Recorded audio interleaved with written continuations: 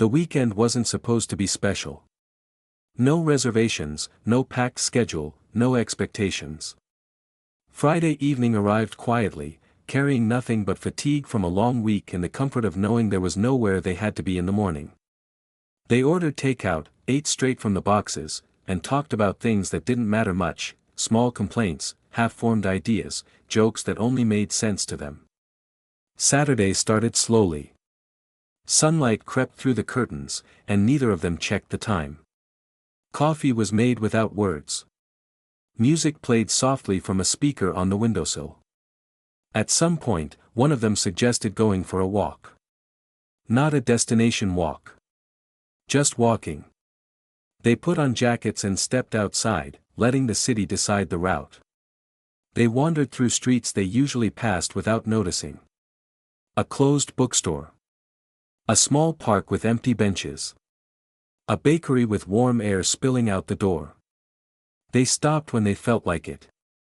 They talked about childhood weekends, about how strange it felt to have nothing urgent waiting. About how rare that had become. In the afternoon, they came home and did nothing useful. One lay on the couch reading. The other sat on the floor flipping through old photos on a phone, laughing at memories that felt closer than expected. Time stretched, unbothered by plans. They forgot about notifications. Forgot about Sunday for a while. That evening, they cooked together without following a recipe. It wasn't perfect.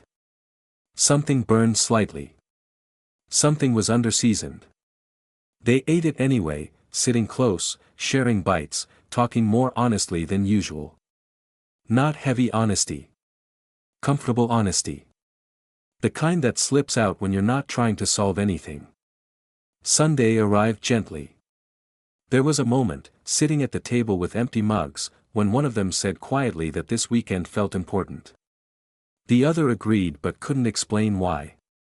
Nothing big had happened. No decisions were made. No problems fixed.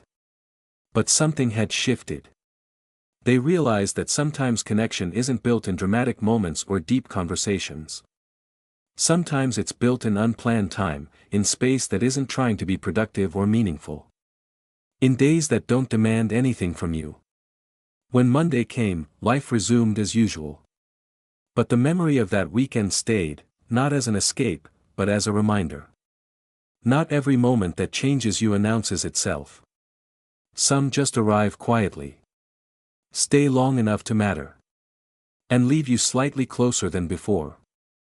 The week moved faster than the weekend ever could. Emails piled up, meetings blurred together, and the rhythm of obligation returned without asking permission. But something lingered. In the middle of ordinary days, they found themselves recalling small details, the way the bakery smelled, the silence of the park, the feeling of time stretching instead of pressing. They started making subtle changes without discussing them. Phones stayed face down during dinner. Evenings weren't filled automatically with distractions.